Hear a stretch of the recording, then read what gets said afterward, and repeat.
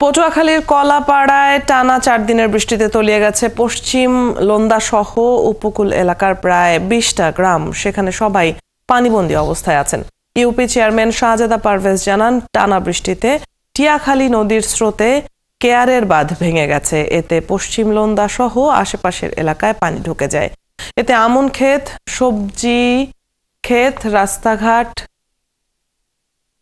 পানি ঢুকে যায়। সেখানে দেখা দিয়েছে বিশুদ্ধ পানি এবং খাবার সংকট। বিভিন্ন ধরনের সমস্যা হয়, জলসেচের কারণে বাড়িঘর সবকিছু তলায় যায়, স্কুলে ছেলে মেয়ে আসা যাওয়া করতে পারে না।